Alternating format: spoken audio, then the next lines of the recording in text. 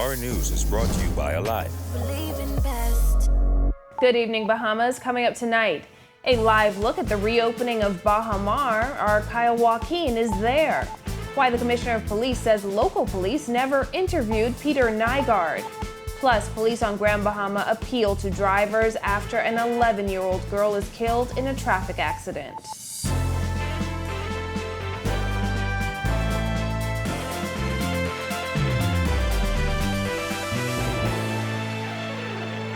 Welcome to Our News and thanks for joining us. I'm Christina Dragovich. Topping news tonight, Baha Mar is finally back in business, welcoming 160 guests for day one. Baha Mar President Graham Davis says while day one is rather slow, the resort anticipates things picking up very fast. Our Kyle Joaquin is live at Baha Mar, where 1,800 employees are back to work. Kyle. Well, Christina, the fire is on just behind me at the fire fountain, just behind the casino, and we've been here basically all week, and it's been a full week of preparation as the resort prepares to reopen its guests finally to visitors. The water falls once again at the entrance of the Grand Hyatt as Baha Mar reopens its doors. Would you like to play some blackjack? The sounds from slot machines and casino games ring through the world-class casino as the Grand Hyatt becomes the first of the resort's brands to welcome guests after being closed for 9 months due to the pandemic. We are beyond excited to get to this moment, and I reflect back on when we opened in April of 2017 with a phased manner of Grand Hyatt opening first, and here we are again today, over 3 years later and 9 months after closing. And it really is an exciting moment. Guests are given a rapid antigen test upon arrival, and once negative, they have free reign throughout the property. Baha Mar President Graham Davis says projections show a slow start, but a very quick ramp-up as the holiday season progresses. I can't speak specifically to occupancy numbers. I know today, again, our arrivals are about 80 rooms. We have about 160 guests arriving today. It's going to ramp up quickly throughout the holiday season. Starting even this weekend and then into the holiday season. It will be slow, but it allows certainly a tremendous amount of space based on this occupancy for physical distancing. As for the employees, 1,800 of them are back to work for the first phase, all being tested weekly for COVID-19. Davis says so far, over 7,000 tests of associates and vendors have been completed. The Baha Mar president says all of the employees appear excited and eager to welcome guests back to the property after 9 months. And we have some guests that are staying for longer than a week, that are here for a long stay, and that's fantastic. What better place to come when it's 2 or 3 feet of snow in the Northeast than to come down here to the Bahamas and have an exceptional experience at Baha Mar. Several restaurants have reopened as well as new retail stores like Tory Burch. Davis says a decision on when to reopen SLS and Rosewood will be made in early 2021 and will be based on projections on how safely those hotels can reopen. And as is the case with several other hotel properties, there is the concern of airlift, where potential visitors would like to see more options for flights to and from the Bahamas. Would we like to see more airlift? Absolutely. I'd love to see British Airways get up and running here as quickly as possible, because from the UK, you cannot get access through the United States to get to the Bahamas. So to have a direct flight from the UK to the Bahamas would be fantastic. Now, Davis also mentioned that the resort would love for Bahamians to come and join them. They've created a Bahamian staycation package here at Grand Hyatt with rates starting as low as $199. To find out more about that package, you can call them at 788-1234. Back to you in studio, Christina.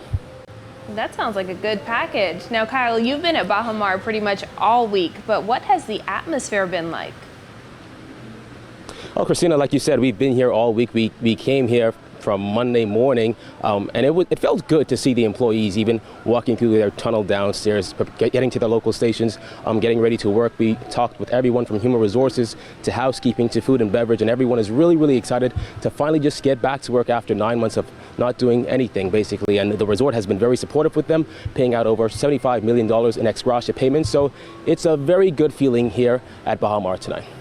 And another good day for tourism in the Bahamas. Thanks, Kyle. For certain. Well, Police Commissioner Paul Roll says 4 women filed complaints against Canadian fashion designer Peter Nygard, prompting police to launch an investigation into the matter.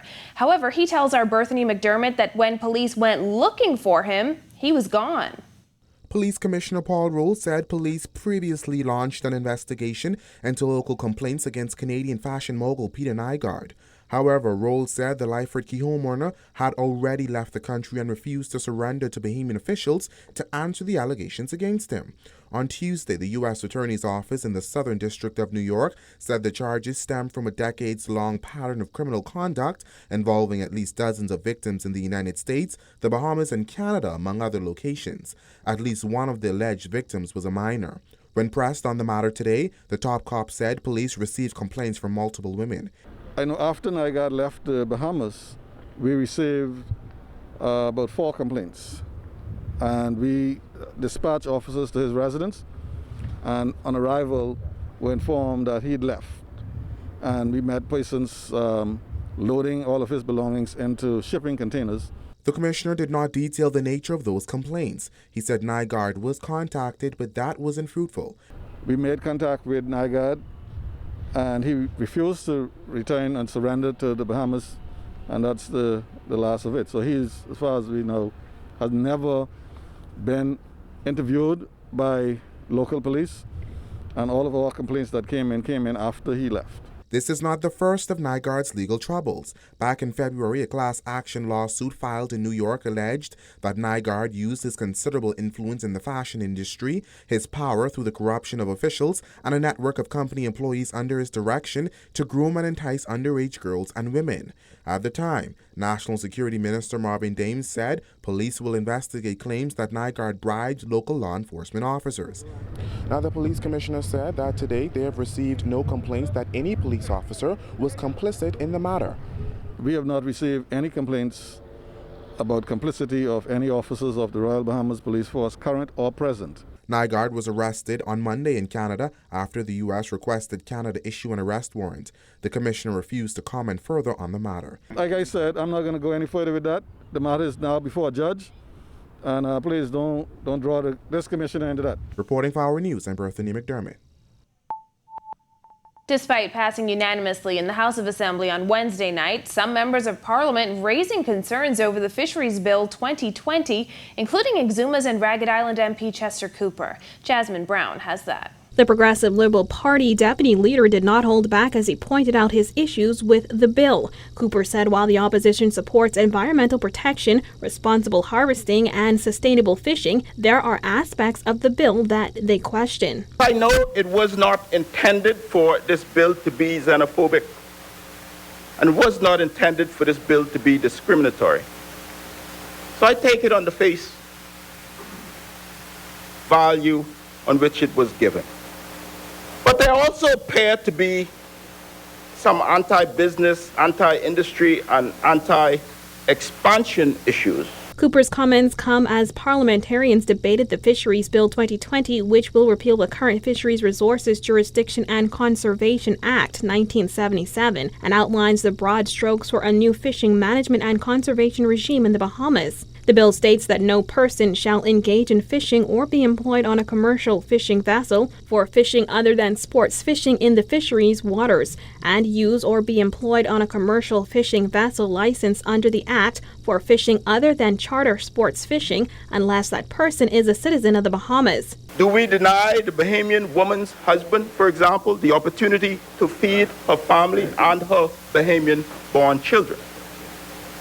Are we saying to the Bahamian business who has a legitimate need for some foreign labor that he must risk losing his or her business that employs Bahamian in other areas? The bill also says that no operator of a commercial fishing vessel shall allow a person who is not a citizen of the Bahamas to engage in fishing in Bahamian waters or use a vessel other than for charter sports fishing. Cooper also took issue with that. Yes, Yamakroa. There are scores of Dominican fishermen working as mechanics and engineers on those permits, working on fishing vessels. And yes, there can be much abuse. We get this. But we should better enforce the permit process, not just chop all of it down and risk harm to Bahamian businesses. Reporting for Our News, I'm Jasmine Brown. In other news, officers will be beefing up police presence on the streets of Grand Bahama following Wednesday's fatal car crash that claimed the life of an 11-year-old girl. Giorgio Bain reports. Superintendent Jeremy Henfield, in charge of Grand Bahama's Traffic Division, confirming that speed played a major factor in Wednesday's single car crash that killed an 11-year-old girl just days before Christmas. All of the occupants of that vehicle were ejected from the vehicle. 4 persons were taken to hospital for treatment, and 1 person, as you know, would have succumbed to injuries. The second traffic fatality in a matter of days. Henfield said the streets are not to be used as racetracks, with Grand Bahama recording some 11 traffic fatalities this year. We're asking persons that if you leave home in sufficient time, then you can get to the place that you're going to in sufficient time. It's a grave concern, very, very, very grave. Officers will be utilizing speed cameras and are looking forward to the implementation of a traffic court on the island. Breathalyzer has been something on our books for a while, and again, it's something as a fighting tool that we're waiting for. I'm sure it'll be very, very useful to the department. One of the things that we're looking forward to in the very near future would be a traffic court or a night traffic court that can deal specifically with just our traffic matters. According to Henfield, as we head into the holiday season, officers will be beefing up police presence on the streets to enforce speed limits and to spread the message that speed kills. We must take to the streets to ensure that every driver, every passenger that is on the street arrive to their destiny or destination safely. Reporting for Our News, I'm Giorgio Bain. Thanks, Giorgio. Well, a clear evening outside our Robinson Road studios tonight. Here's Greg Thompson in the Weather Center. Greg? Thanks, Christina. In our first look at weather, brought to you tonight by Infogro, we take a look at current conditions outside our studios. We have partly cloudy skies. Temperatures are still on the warm side. 74 degrees is our current temperature. Winds are now out of the southwest ahead of a front. 10 knots. Feels like temperature around 74 degrees Fahrenheit. Satellite view around the area. That frontal boundary now pushing into the northwest Bahamas. Some showers and isolated thunderstorms along that boundary, but behind that we expect high pressure to build in across our area. That should give us some nice conditions for the next couple of days. That's your first look at weather. Your extended forecast is still to come. Still to come on Our News, a lone protester fights against oil drilling in the Bahamas, plus how a 9-year-old girl is spreading her black girl magic. Stay with us. Just when you thought the year would end drought, Rev came through with magic and holiday cheer. Our cashback will double, making more spirits rise, with chances to spin and with a dope random prize. The rules are quite simple. You can find them online. Just sign up for Trio and pay your Rev bill on time. Our grocery store dash is sure to bring smiles as 16 lucky winners tear through the aisles. Call 601-8992 or visit rev.bs/promotions to find out how you can win with Rev's Field of Magic giveaway. Rev, you and us, together.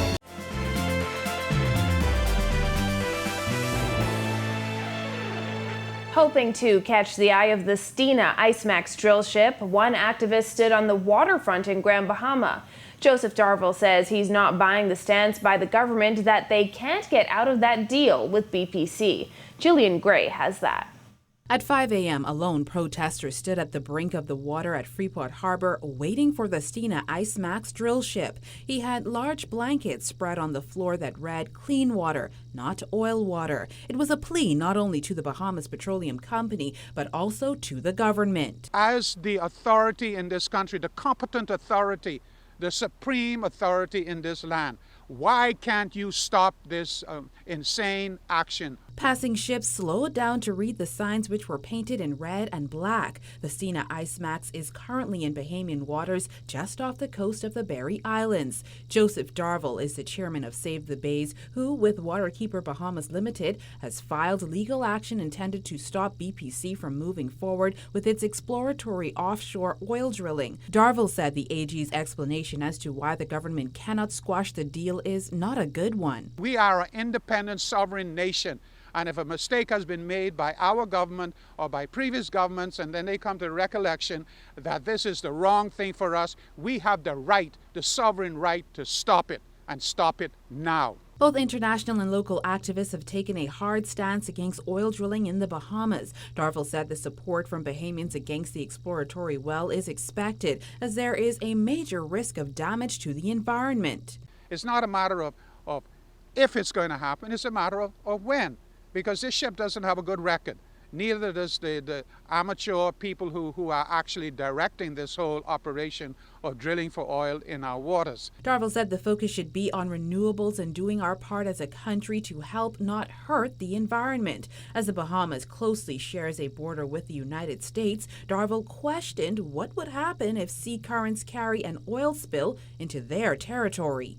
Do we have the money to pay Florida for the cleanup when BPC messes up their environment? I would say no. Reporting for Our News, I'm Jillian Gray. Well, Fusion Superplex says it has paid staff all outstanding money after it was unable to meet payroll at the onset of the pandemic in March. The theater's chief legal officer, Takoyo Bridgewater, says the issue is fully resolved. Back in March, we had some shortfalls. COVID caught us by surprise, and we had some portion of our payroll that wasn't paid out at a particular time.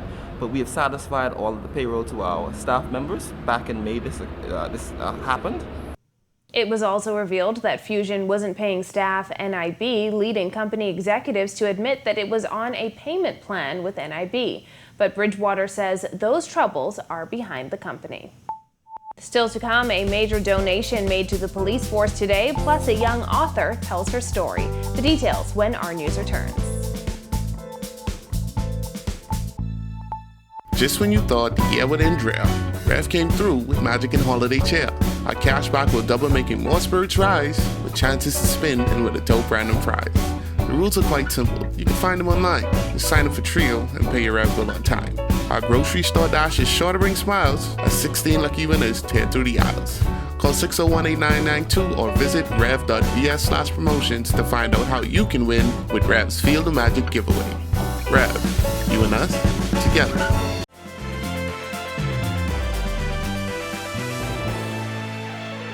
This is Our News. Welcome back.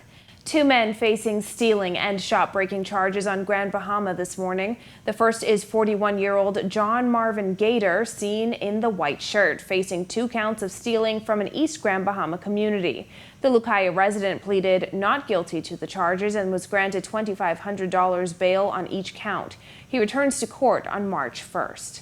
Meanwhile, 56-year-old James Roll in the red shirt was also charged with 7 counts of shop breaking and 8 counts of stealing from a shop in the Freeport bonded area. He pleaded not guilty and was remanded to the Bahamas Department of Corrections. He will return to court for trial on March 29th. 3 men were also charged with possession of dangerous drugs with intent to supply. 39-year-old Kisnell George, 36-year-old Colin Bain, and 36-year-old Levi Missick, all of 8 Mile Rock, pleaded guilty to the charges and were granted fines of $850 or 6 months in prison. Joshua Oliver of Grenada Avenue was also charged with drug possession and intent to supply. He pleaded not guilty and was granted $1,500 bail with 1 shorter. He will return to court on March 1st. And the United States Embassy today donating 4 complete Mercury outboard engines to the Royal Bahamas Police Force. Police Commissioner Paul Roll says the high-performance engines will go a long way in the fight against drug trafficking. U.S. Embassy officials add that this is one of many partnerships between the 2 countries. These high-performance engines enable this vessel to travel from Nassau to Andros in 25 minutes and to Nygard in just around 4 hours. And our law enforcement cooperation is one of the really unique ways that we work together to provide safety and security for both Bahamians and Americans. A 9-year-old author who was bullied turns her experience into a book. That's coming up when Our News returns.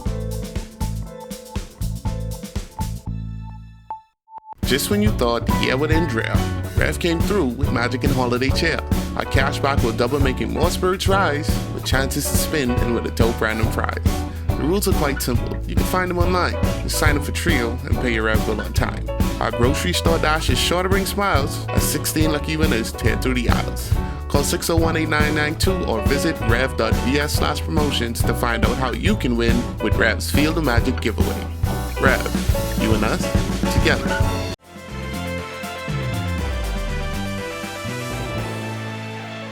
Welcome back to Our News. We're on the home stretch to Christmas. Here's Greg back in the weather studio with a look at the week ahead.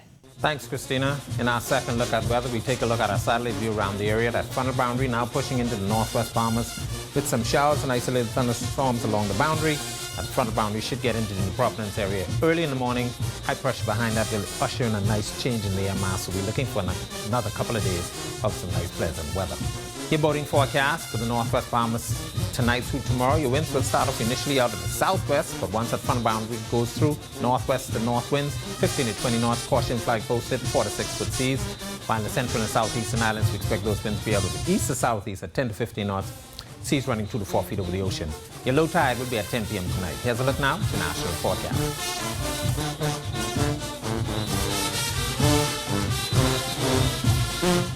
A look now at your extended forecast through Tuesday.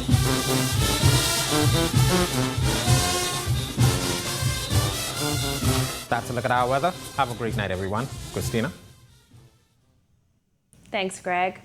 A 9-year-old girl is inspiring other girls her age to find their black girl magic. Jared Higgs tells us the third grader wrote a book to encourage other girls to love themselves just the way they are.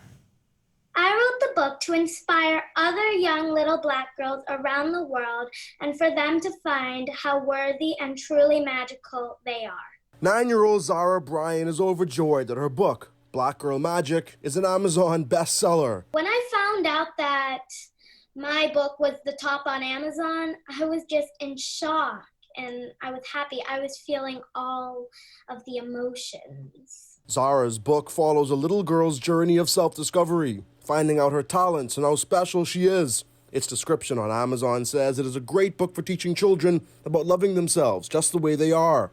Bryan says she was inspired to write the book by her mother after going through a difficult period at school. I had a very, very hard time in second grade because I was getting bullied. And my mom inspired me to write this book so I can help other people find their process of self-discovery like I did. Zara's book was a bestseller for Amazon's new releases for children's Christian books. Zara might be a published author, but she's just like any other 9-year-old who enjoys playing with her pet dog and having picnics. She also wants to be a doctor when she gets older. Writing the book was fun, but it came with its challenges. Zara says she and her editor work really well together, but they had a disagreement. But she wanted me to take out this very important affirmation. And I went to my mom crying because she wanted me to take out something so important.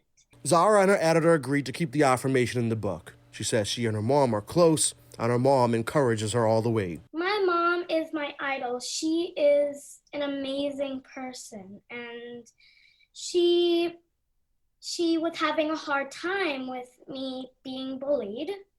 And she inspired me with how great and awesome she is to write the book and explain to other young little black girls just like myself how magical and amazing they are. Reporting for Our News, I'm Jared Higgs. What an inspiring story. Thanks, Jared.